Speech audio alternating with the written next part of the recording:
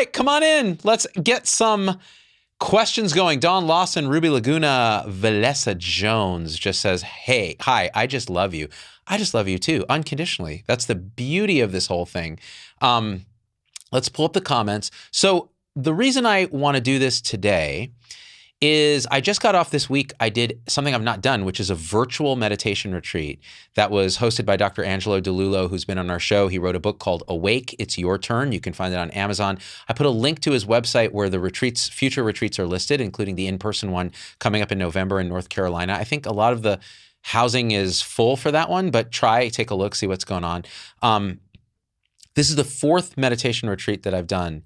And every single one is different. So the first one was in Monterey at Asilomar. The second one was at Angelo's house. It was just tiny, a small group of people. And then the third one was in North Carolina at the Art of Living Retreat Center, which I've talked about before. And then this one was virtual on Zoom. And there were about 300 to 400 people that all shared an intention to unplug from their lives for those 5 days and be as silent as they could in the context of being at home and be together on a schedule that Angelo sets up of a mix of meditation, so 40-minute meditation segments with 10-minute breaks, followed by maybe a talk by Angelo about the kind of didactics of awakening, and maybe a guided meditation by Angelo, which is more of a meditative thing. They're all meditative things, right? And then there's a poetry rounds where people can read poetry that's important to them. And it sounds weird, right? Like, why would you do that on a meditation retreat? I had the same question. And the best way to answer that is you have to do the retreat. So the interesting thing about poetry is it points at our true kind of nature, like what we actually are beyond thought, in a way that words typically can't do. And that's the beauty of poetry, which I didn't understand until I did a retreat or two. And now I'm like, I look forward to the poetry rounds because it puts you right there. And it's both personal and kind of transcendent of the personal. It's very hard to kind of talk about in that way outside of poetry. So you have poetry, then you have Q&A that Angela does, where hour and a half people are asking their own practice questions and difficulties they're having on retreat and so on. And Angelo answers them in these amazing ways. And then there's a sound meditation that is done by Angelo's partner, Violet, and she plays these singing bowls and does a talking meditation over it that really puts you right there. So that's kind of, and the whole thing goes from maybe 8 a.m. in the morning to 9 p.m. at night. And there's like a couple hour break for lunch and a break for dinner. So it's pretty intense. And people might ask, well, why, first of all, why would you ever do this at all? But more precisely, why would you do a virtual retreat? It seems crazy. Like, Z-Dog, you're always talking about like Zoom being crap and the interpersonal being so important, the energetics of the interpersonal. Well, this is true. There's nothing like an in-person retreat, but there's also nothing like a Zoom retreat. And this is why. You have 300 to 400 people, or even if it's like 3 people, that share an intention. And when it becomes apparent that time and space are kind of an illusion, when everybody's there with their cameras on and they're even just silent like this, meditating with a shared intention on a shared schedule, the connection there, the energy there is absolutely palpable, just like it is on any in-person retreat. And you develop the increased meditative concentration called samadhi, that kind of unified mind of meditation where really concentration becomes effortless. And in that setting, where your mind is focused, the distractions, everyone's agreed, we're putting the distractions away. My phone's going down. I'm just on this Zoom. I'm not talking to other people. All my life circumstances I've put kind of to the side and said, I'm gonna, those are for another time. And I'm here with this intention. That is so powerful, that purity of intent, that I'm there to do this exploration of this internal space of what I think I am, like trying to look at what is our actual nature. What are we? And I found it to be incredibly powerful and destabilizing in all the ways that a regular retreat can be. In other words, you feel these very strong emotions and powerful things come up and that sort of thing. So let's take a look at some of your questions. LaDana Moss says, I just watched your interview with Dr. Angelo today and it was great. Thank you for doing this. So we've done many interviews with Angelo. They're all on my website. They're all on YouTube. I've talked with Angelo on his site, which is Simply Always Awake on YouTube. He has a million videos, really, really good stuff if you're trying to wake up from the dream of being a separate self suffering in a world that's created by thought. That's really the bottom line. And I've done videos on why you want to do this, but most of the people here who are watching this right now already are drawn to this. And those are the folks that I want to kind of answer questions with today. I don't want to start right at the beginning. Dawn says, Zoom is kind of like a tech seance. I think Toby is coming in. Toby, are you there? It kind of is like that. ER nurse Lisa says, the mere thought of meditating makes my heart pound and my hands sweat. I have to go run with my dogs. Am I messed up? No, you're a normal human. Why would meditation, which is sitting with what is, meditation is habituation to openly sitting with your present experience without intentionally or unconsciously distracting into thought. That's it. That's all meditation is. And there's a million ways to do that, right? But it's sitting with what is. Now, why is that scary? Why would that make your heart pound? Why would that make you want to go run with your dogs? Well, because when you stop and see what your mind is actually doing, it is terrifying. Not only that, but what's generating the fear response? The mind itself. Because the mind, which is a process of thought going to thought, going to thought, going to belief, that generates this feeling, felt sense that I'm separate from the world and I'm struggling and I'm not worthy, or am worthy and I'm trying to prove it to people, or whatever it is, right? That mind process exists on generating that sense. So what happens when you decide that same mind turns on itself to try to undo the mind? Oh, it gets scary. It gets scary really fast. The fear response is actually absolutely normal, including the responses related to that, which are things like, I don't think I can sit still that long for a meditation retreat, or I can't even sit still for 5 minutes without thoughts going crazy. I can't silence my thoughts. I'll never be able to stop my thoughts. I'll have all kinds of aches and pains that won't let me sit still. I can't find a place to meditate. A million different things will come up where the mind will make excuses trying to pull you back into the thought stream of regular society, regular internal society, which is, I'm a separate self and my thoughts are true. Okay. What the realization awakening process makes clear, not through belief, not through faith, not through someone telling you it, but through actual felt insight, is that all of that is a lie. It's a lie that our mind tells us and we believe. Thoughts are nothing but ghosts. They are appearances in consciousness, and our attention can get locked in them in a way that it actually feels like they refer to something real. And in a relative sense, in the world that we construct in consciousness, which is our world, we're all complicit in constructing it because we talk to each other. We're social creatures. We have social structures that say, oh yeah, you're separate and this is how it works and you go make money and so on. All that's fine to create a relative world that we live in. And it's probably to some degree necessary in order for us to function. That's probably why it evolved. But it turns out it's total bullshit. I'm not going to mince words here. I don't care. I mean, I just came off of 5 days of retreat and going up in the forest in Mount Tam and hanging out and being super present. And it's all a lie. It's a fun lie. We build this world and we live in it. But you know what? It's not fun for people who suffer. It's not fun for people who have anxiety, depression, people who don't feel worthy, people who struggle with shame, people who avoid emotion. It's not fun for people who inflict violence on others and violence on themselves. It's not fun for the world itself, for this planet that's getting wrecked by our own unconsciousness. It's not fun for our political division, which makes us feel like we're separate and right and the others are wrong, and there's self and other, there's tribe and other. No, that's not fun. That's suffering. So when I say all of it is a lie, I mean there is no such thing as a true belief or thought in the absolute sense, because thoughts are ghosts. In a relative sense, yeah, it's more true that, this is true and that's not, in a relative world. But in the absolute sense, which, by the way, that's what you are. You are the absolute. You're the space. Even that's not quite right. I'm just using words to say something that's totally beyond the mind. What you are has nothing to do with thought. Your true nature is beyond thought. Thought appears in your true nature. And it's a fun kind of house of mirrors that reflects itself. But actual reality that isn't a reflection in thought is so beyond thought that you can't even talk about it, but you can point in that direction. That's what Angelo does.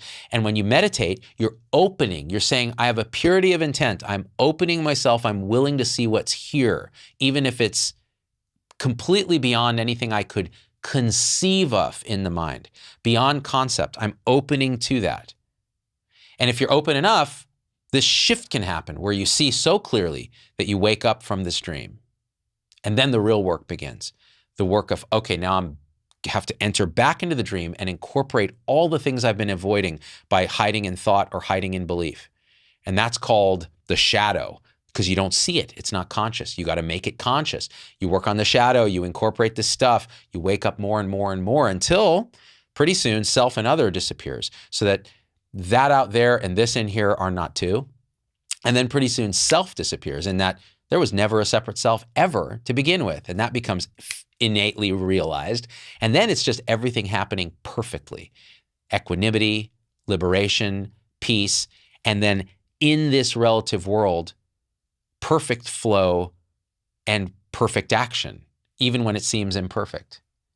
And if that sounds paradoxical, it's because it is to the mind. It's totally paradoxical. June says, I have all those worries, but I'm finally going to a retreat. Oh, I can't wait to see you, June. Hope I'll learn to meditate longer than 3 minutes. Will it be okay for a newbie? Not only is it okay for a newbie, June, at these retreats, there are a ton of newbies. And this is how a retreat goes for a newbie, generally. And again, because I was mostly a newbie when I went to my first retreat. Newbie meaning, I could meditate, but there are people who had never meditated. They were there. And you can see the first day they sit down and Angelo's already quiet and he's already setting a space. When there are others there that are so present, it generates a kind of energy, and we're social creatures. So whether you're science-minded and you say, oh, this is social conditioning, great. Whether you're spiritually minded and you say, this is Joriki, or the energy of meditation, and it's shared by beings, that's fine too. It doesn't matter. The net effect is you get sucked into that vortex. And at first you're jumping out of your skin, and the first day or so, and I hear this repeatedly, and this happened to me, your mind is on tilt. It's like all you hear are thoughts, thoughts, thoughts, thoughts, thoughts, just going everywhere. Like somebody turned on the radio and just scanning through it, not because you have more thoughts, but because you're finally watching your mind and you're realizing, holy crap, it is nothing but a thought generator. And when you're in the river of thought yourself and you're flowing with the thoughts and you think you're a thought, it doesn't look like it's very fast because you're in it. But when you step off to the bank for your first retreat and you watch the stream going by, you're like, holy crap, it's nothing but thought all the time. And so then things start to unfold, June, and you start to relax and the body becomes a little more pliant and those aches and pains start to transmute into God knows what. The next thing you know, you're in a state of samadhi, or meditative concentration, and things are arising that you've never ever faced. And it could be that a peace arises. It could be that a strong emotion arises. It could be that you feel still like jumping out of your skin, like a restlessness arises. You don't know, but it's different for everybody. Some people have very strong mystical experiences where they feel oneness with everything, or a kind of light energy passing through them, or they're having almost, they're seeing things that aren't there, which are, again, just appearances in consciousness. When the mind calms down, the unconscious material that's been suppressed starts to show itself very viscerally, very physically, actually. It's really quite awesome. And it can be disorienting. That's part of it. And Angelo guides you through that. He talks about the disorientation in Q&A and in his talks. And it's very helpful to realize that's just all normal. It's all normal. Everything that happens on retreat is absolutely normal and has happened to someone else.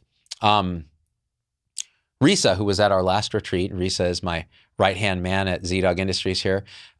She had not done a retreat, had not done extensive meditation, and was sucked right in. And this is what she says, sucks you right in. It was much easier to sit still than I thought it would be. A lot of silent peer pressure. That's what it is. And Angelo will say the first day, he'll be like, listen, or whatever retreat you go to, right? I don't mean to just focus on Angelo. It's just that's my experience, because those are the retreats I've done. And Angelo is a friend and a mentor. All those people setting that intention there generate a kind of a social, it's not even a social pressure. It's a weird kind of thing where you're like, wait, and Angela the first day will be like, okay, so you're going to meditate now. Please don't go focusing on clearing your throat and coughing and sneezing and drinking your water and all that. Be as silent as you can. Don't enter the meditation hall if you're late for a retreat, because it'll interrupt other people. And so there is this kind of like, okay, you don't F around here. Like, these people are here to meditate. And if you're going to screw it up, go do it somewhere else, basically. And what that does is it sets a kind of an interesting thing. And so you're thinking, man, even if you have to cough, it's so interesting. What will happen is you'll focus on that sensation and be like, oh my God, I have to cough. And you go, oh my God, let's feel the panic here. I'm scared to cough and like upset everyone. I mean, people will cough, right? But you'll do everything you can to sit with that feeling. And more often than not, the feeling will transmute into something else. And you realize, I actually didn't have to do anything. How about that? It's remarkable, you guys. Like, why would you do a retreat? Why wouldn't you just sit around and meditate at home and stuff? Okay, you don't have to do anything, right? But I'll just tell you this. There is nothing like this. Maybe short of a psychedelic experience, but psychedelics are, they're different. They're different and the same. They can show you a glimpse, but meditation, doing it yourself, having that sustained concentration over days, it's like, I think Sam Harris actually talks about this. He says, you do a psychedelic, you're going to shoot on a rocket and you're going to go somewhere for sure, but you don't know where, how, if it's going to be positive or negative, set and setting matter, all these other things. With meditation retreat, it's like getting in a boat and slowly raising a sail. You are going, but it's going to take a minute, and it's going to be much more kind of manageable in that way. It can still be very intense, but it's very, very different. And I think much safer for people who maybe have a history of mental illness or other things that would contraindicate psychedelics. But even then, you need support, right? Because it can be a very challenging experience. People have very strong experiences, including myself. Let's see here. Laura says, I'd love to go to one of those retreats. I've never done it. I do have a problem sitting still for too long because of degenerative disc disease in my lower spine. I've been on medication for way too long. I don't know if medication would help me with my pain. Meditation would help me with my pain, Laura. Well, I'll tell you what. I have chronic neck pain. I was terrified of sitting still for a day of retreat, right? And the truth is, you're not sitting still for that long. It's 40 minutes, then 10 minutes of walking, then another 40 minutes, then 10 minutes of walking, then a talk where you can shuffle around and you don't have to be so meditative, and then lunch. And so it's broken up. The second thing is whatever position that's comfortable for you. If you're in a chair, if you're on the ground, if you have a yoga mat, if you're sitting on one of those back jacks, however you like to meditate, that's whatever's comfortable for you is fine. There's no prescription. This isn't Zen where you have to sit in a very specific upright posture on a zafu cushion with your fingers like this, or like, in the posture. Posture is not focused on this particular retreat style. So then pain.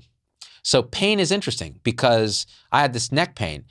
And it showed up day 3 of the meditation retreat, the first one I did. And I just said, oh God. And immediately the thoughts started coming up, the beliefs around the pain, the story around the pain. And I just dived into the sensation of the pain. What is this sensation when I don't tell a story about it? When I don't think it's bad or good? When I just feel it? And it just became this ecstatic kind of energy. And the next thing I know, it just dissipated. Now, that wasn't my goal. I wasn't trying to do anything, but that's just how it happened. Pain is remarkable. It's in the mind. It's a mind-body continuum. So I can't tell you what your pain will do, but I will say that pain is not a contraindication to meditation. In fact, probably a good reason to meditate.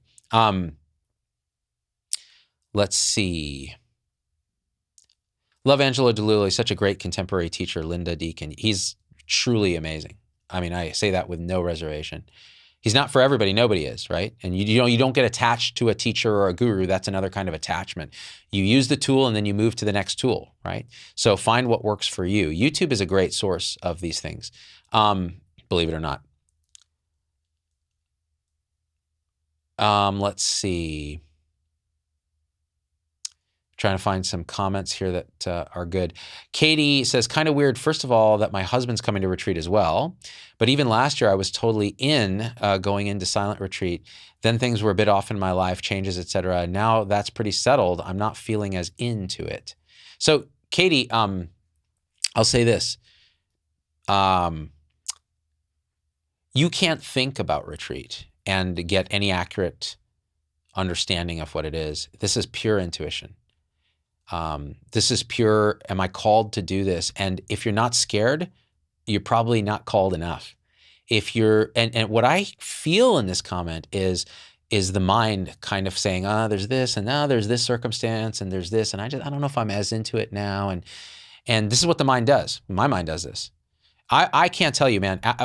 The second retreat, I was at Angela's house. There were just 8 people, and I was having a challenging experience one day, like a challenging experience where frustration was coming, shame was coming, all this stuff. But I didn't, for a moment, I didn't have, not even more than a moment. For a few hours, I couldn't get the insight that this was all a natural unfolding of unconscious material that needed to be integrated, shadow material. Instead, I started to believe it. And when I started to believe it, I started making plans of how I was going to cancel my attendance in the November retreat that I'd already signed up for and paid for. That's how bad it had gotten, that the mind was really like, come here, come here. And it often does that when you're getting close to more insight, because the mind's like a car alarm. It's just like, fan, fan, fan, fan. It's like you bumped it. And it is not taking it lightly. I think Angela said this, the ego does not take awakening lying down. It will do everything it can to stop you. It's not a thing, it's a process. It's a process of meing, of generating. This is all the ego is. It's a series of thoughts and beliefs and sensations that the sole structure of which is to say mine or not mine. That's what ego is.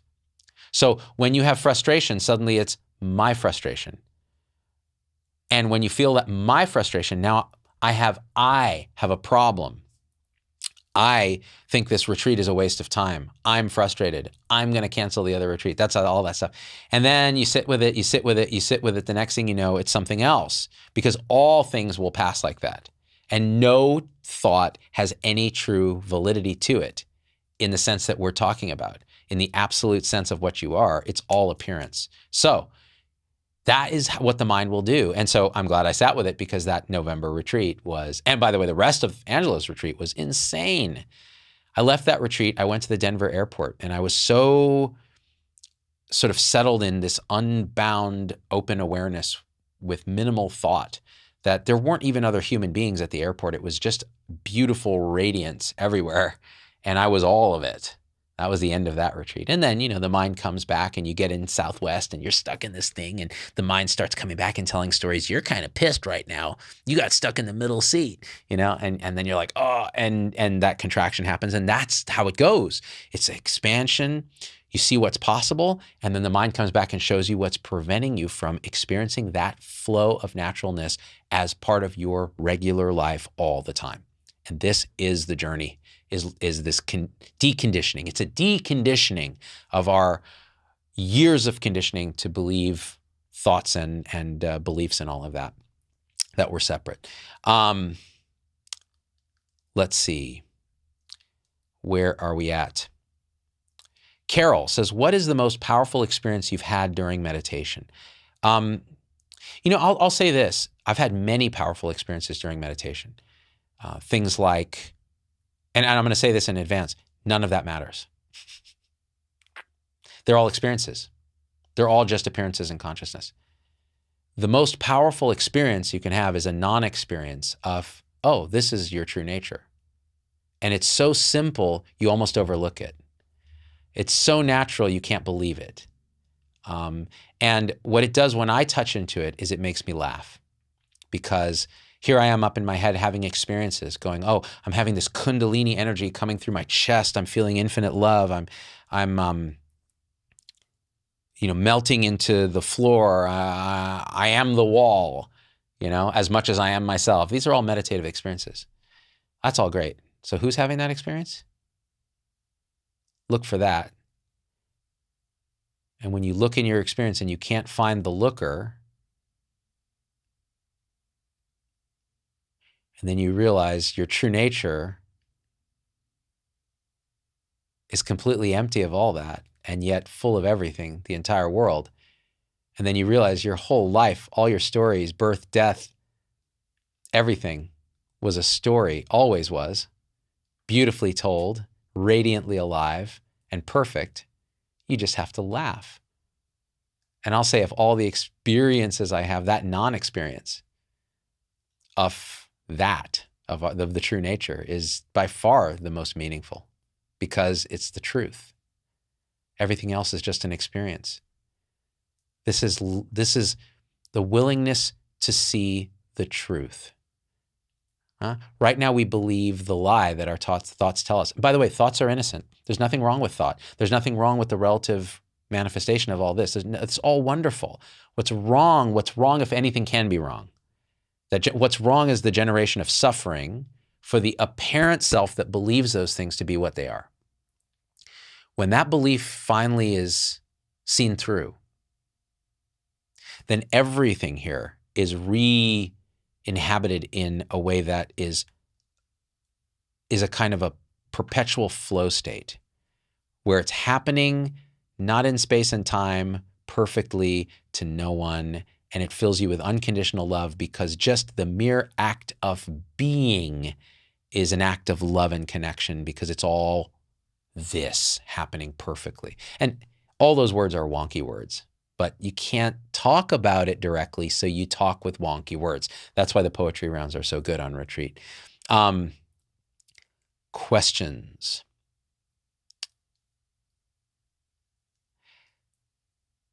Let's see. People are asking lots of things. So meditation could help Lyme with my depression and anxiety, asked Laura. So you want to ask a question. Lyme disease, depression, anxiety. These are ideas and thoughts we have about an experience. Maybe that experience is the energy of anxiety. Maybe that experience is the energy of sadness that's repressed that manifests as depression. Maybe that anxiety is joint aches or whatever your Lyme disease symptoms are. So those are all raw experiences. But now what we have is we have a secondary reflection in thought that says, I, a separate self, have Lyme disease and depression and anxiety. That is mine. So that's the ego spinning up a self and making problems. So when you ask, will meditation help that?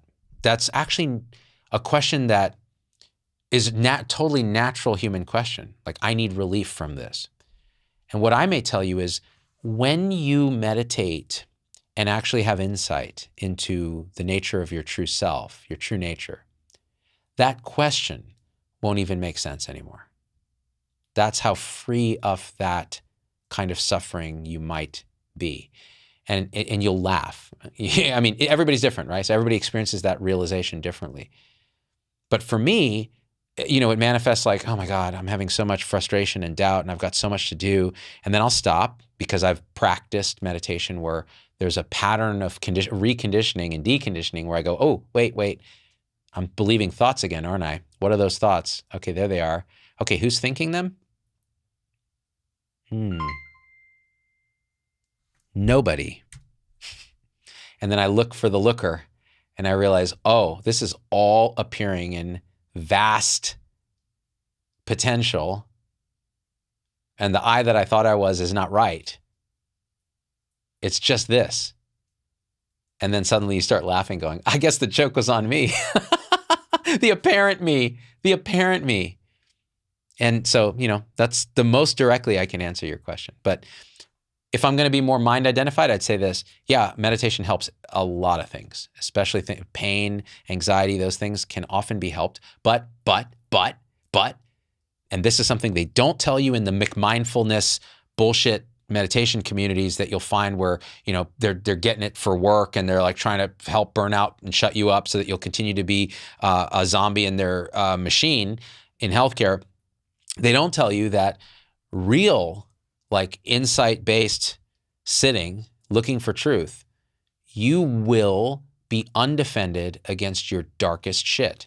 So those emotions you've been avoiding, those memories, that trauma, it's coming to visit you and you have nowhere to go. In the old days, before awakening, you could sit and jump into thought, jump into denial, jump into projection, jump into story, jump into victimness, jump into blame, all of it. After awakening, it becomes excruciating to do that. So what do you have to do? You sit right there with what's happening. And what's remarkable is those fixations, those beliefs, that suffering starts to dissolve. And that's called shadow work. That's the work of realization after your first shift in identity where you realize, oh, I thought I was this, but I'm actually this. Okay, great. You get a honeymoon period. Oh, everything's flow. And then it comes back with a vengeance. But it's different because now you realize, oh, the self that would have felt this to be an intolerable burden is actually an illusion when I look. So what's here now? And then you dive into all, it's like life wanted to be seen for what it is and you've been avoiding it all your life. Then you wake up and now you go back for every little piece that you left behind and you feel it. And they don't tell you that shit because it's hard. And then people get confused. Why is this so hard? Because it's awesome. You got to do it. I'm going through it. This last week has been brutal. I mean, brutal. Like so many strong emotions, like infinite sadness. What does infinite sadness feel like? It's not even your sadness anymore. You're undefended against all of human sadness, all of human suffering, all of rage coming through you, these primitive energies, and you have nowhere to go. You could try. You could tell a story, and then what happens? It manifests as you being a total asshole to everyone, or you can sit with it. You can curl up in the ball on the ground and start crying. That's all you can do. It is absolutely essential that you do it.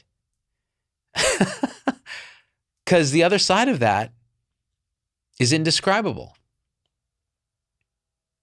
And it'll keep happening. There'll be more. We have a lot of baggage over the course of our lives, and you just keep feeling it. It's beautiful. The sadness is poignant. It's beautiful. Even the anger is like, oh, that's anger come to defend me against boundary violations, you know?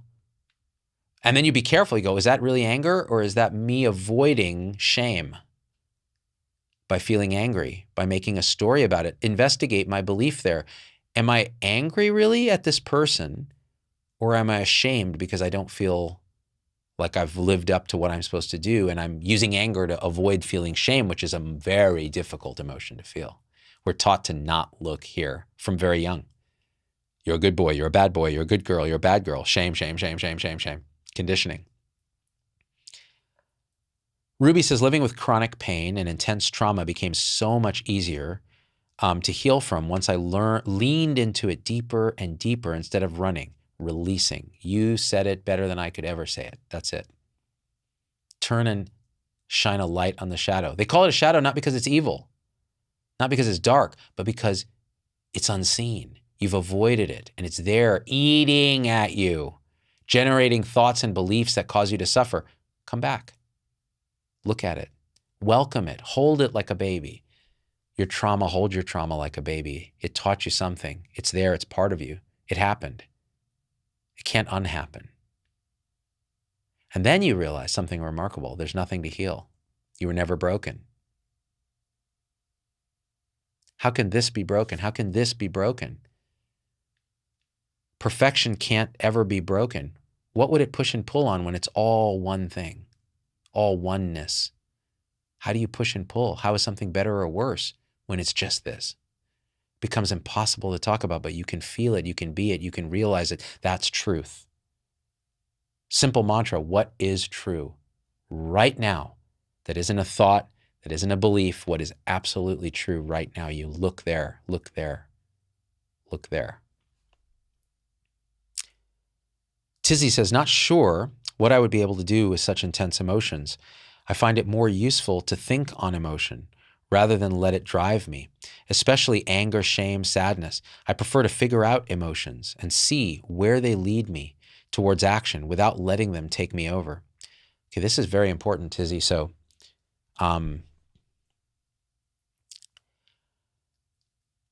I can say this. every thought you have about an emotion is untrue in an absolute sense. The only truth is the raw emotion itself.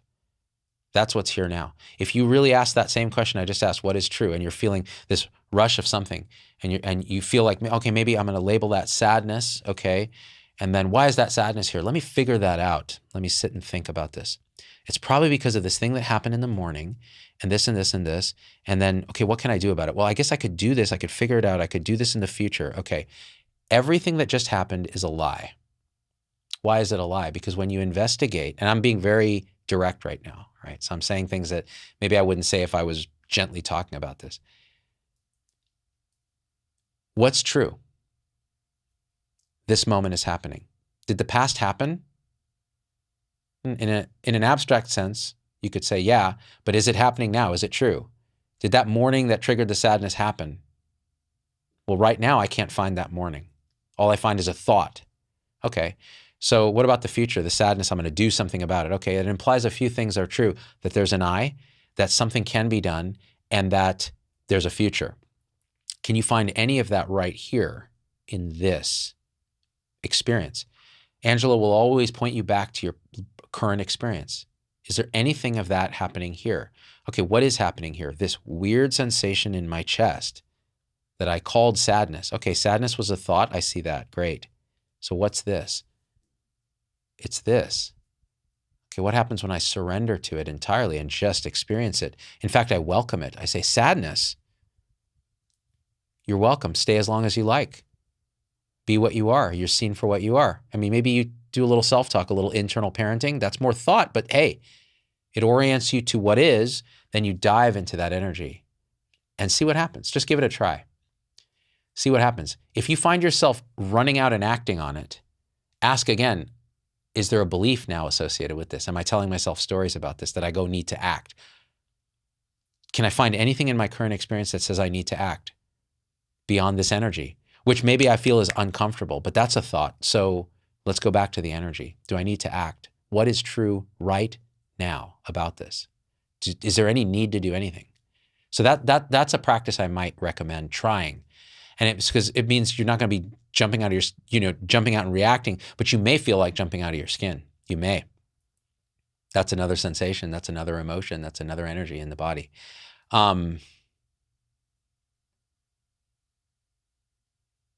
Tizzy says, I don't have direct thoughts on emotion. I feel them.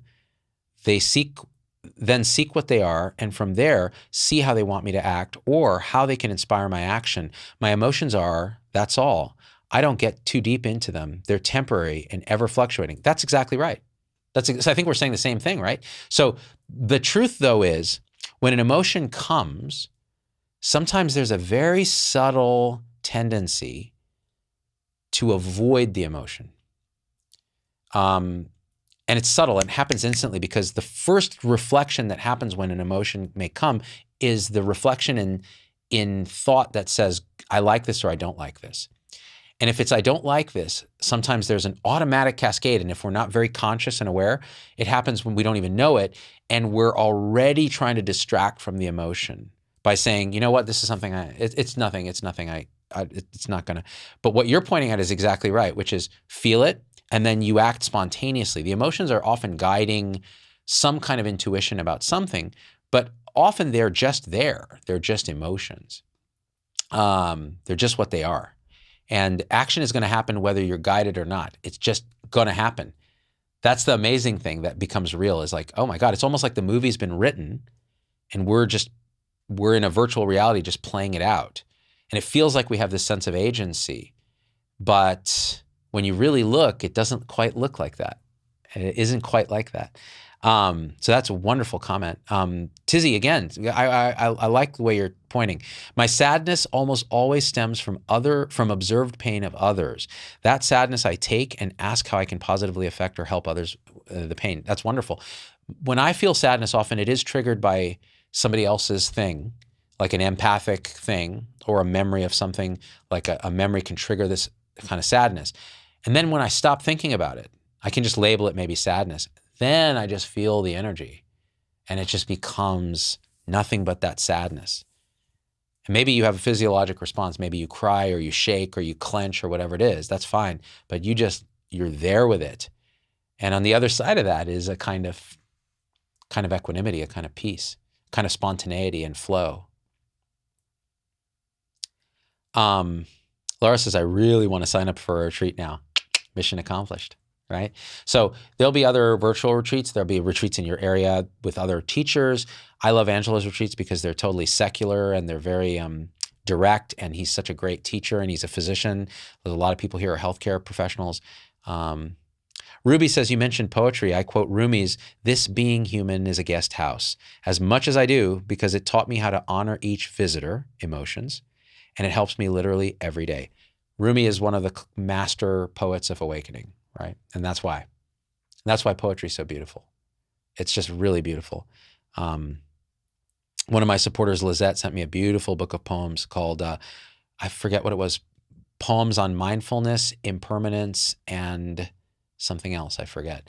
And it has an elephant standing on a teacup on the cover. It's really good. It's all those things. Let me see here. Still 100 people hanging out, watching live on Facebook. That's kind of remarkable. Linda says, I'm heading to a beautiful retreat in Colombia soon. Sit with a grandmother Aya. Ooh, an ayahuasca retreat. Nice. Getting on the rocket ship, so to speak.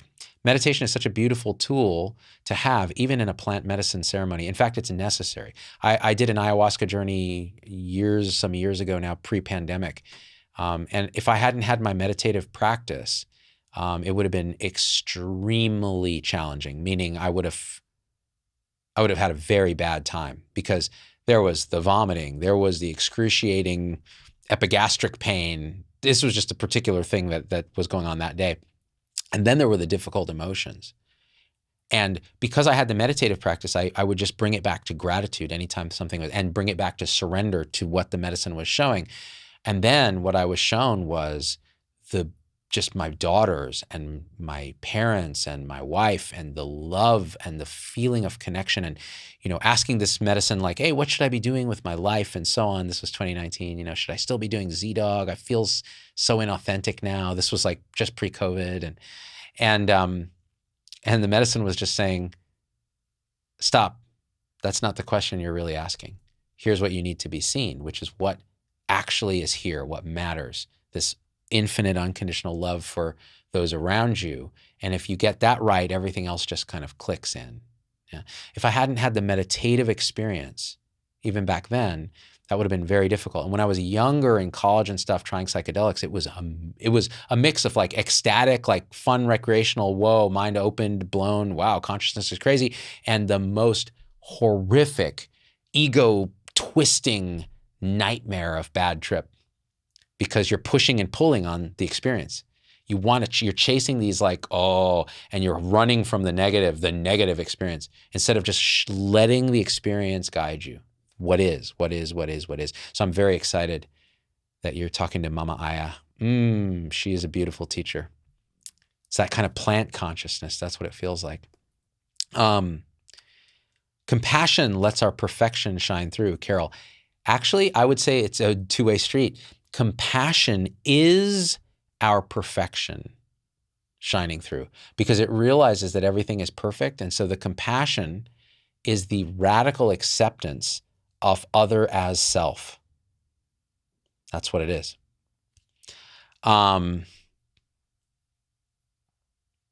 Let's see. Martine says, thank you for explaining awakening with depression and anxiety. I'm in a very deep, dark depression and anxiety, trauma, stuck in life, fear of getting out, a very toxic relationship for more than 20 years. I have a strong avoidance behavior, freeze response, no support from anyone. My doctor can't help me, only with medication, but that's not the solution. I think you pointed at all of it, and I'm so sorry that you're suffering. I mean, that stuff, if it feels awful. But guess what? Who's got the solution? Who was the solution before they even knew it? Look right there. It's right there. And the spontaneous way you're going to act when you are so radically present. And by the way, sometimes depression can feel like you're stuck in the present, like you can't see a future that's better. You're ruminating on this right now. But that's not really the present. That's present in time. Now, the eternity outside of time, that is this, that is always here. It's your birthright. It's what you are. It's perfect. No one can inflict that or take that from you. And so all sense of victimhood, all sense of blame, all sense of shame, I'm not worthy, I'm broken, dissolve in the radical truth of this moment. That isn't even a moment because it's outside of time. It's eternity showing up as this.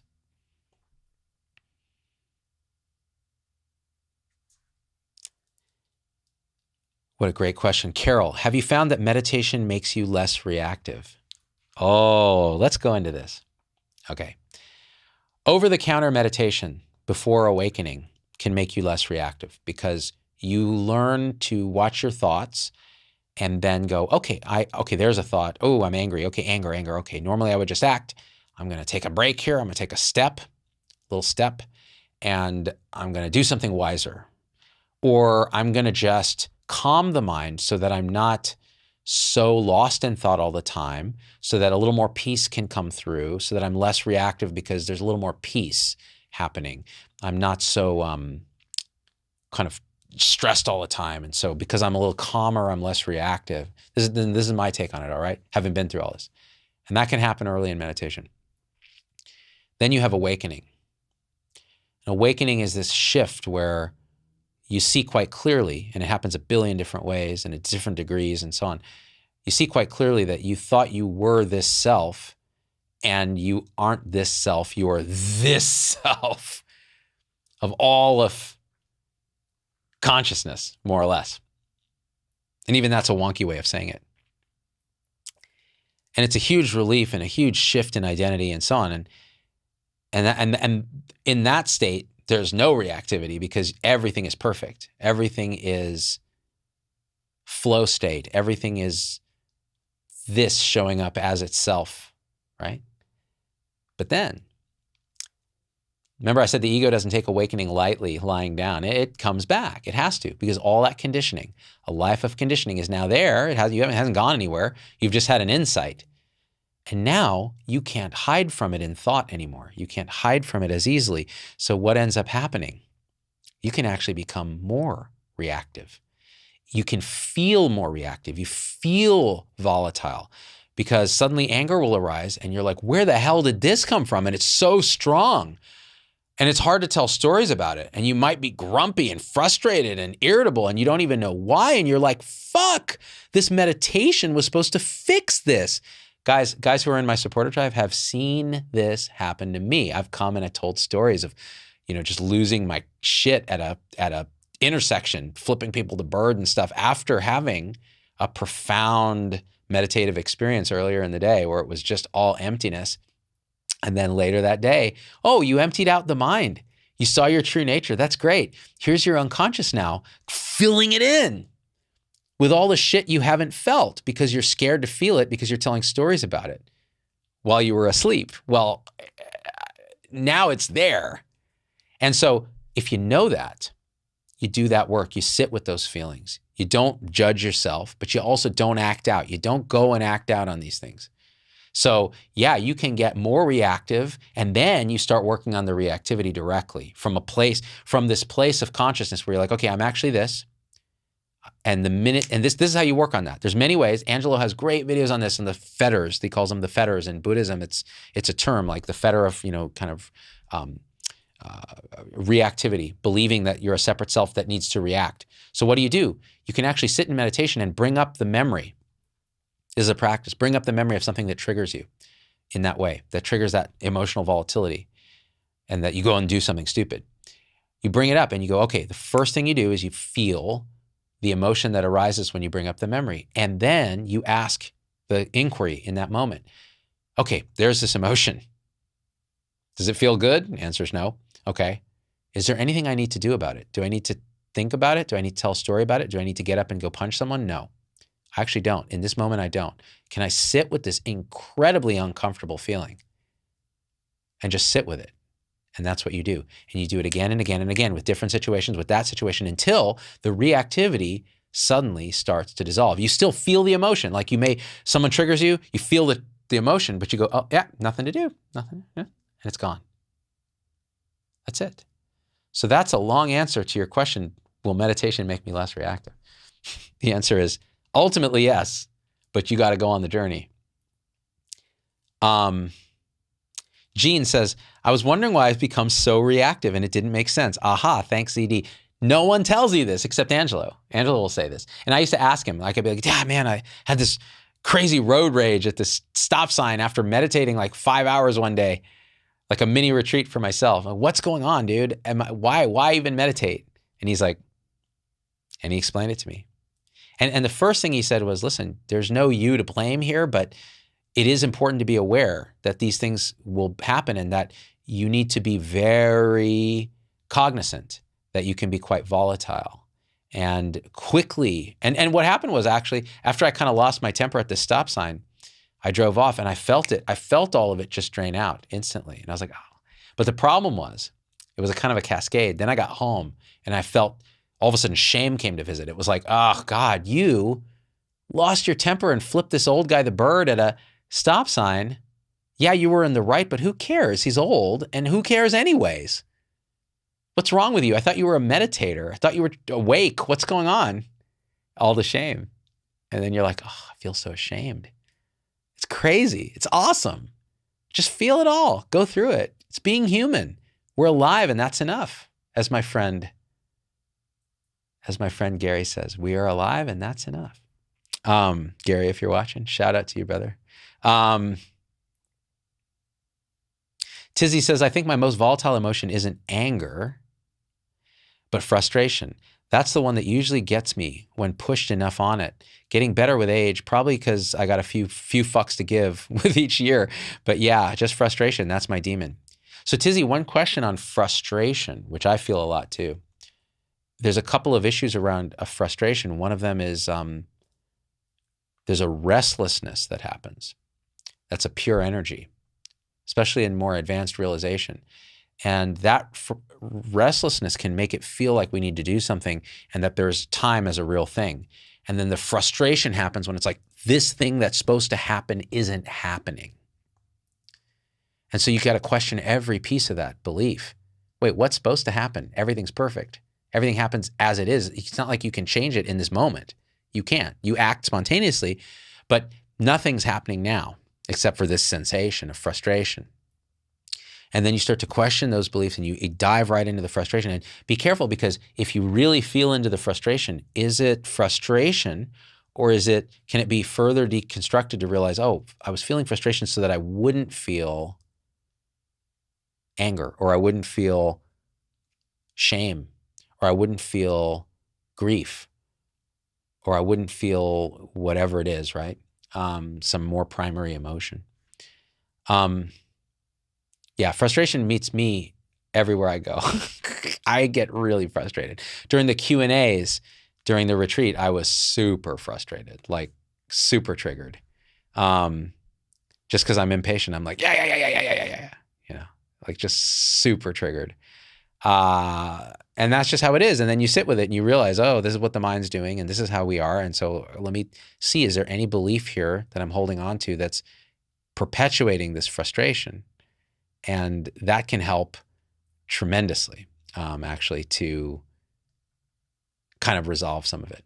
All right, I think we did a thing here. I actually got to go to another meeting. Let me see if there's anything else here. Amy says, what I've learned over time is that emotions and thoughts are a form of energy, and we suppress much of this over time. With my practice, I often feel like molasses is moving through me. That's it. You nailed it. It feels like this kind of energy, and it's slow like molasses. You're right, it can be. That's beautifully put, and you're right, you just feel it. It's just energy. Emotion, energy in motion. That's it. Nailed it. And Ruby says, yeah, we're all inner peace until we catch our robe on a drawer handle and for the millionth time and go straight to shit. It's true. That's why they say, you think you're enlightened? Spend a week with your parents. All right, guys, I love you.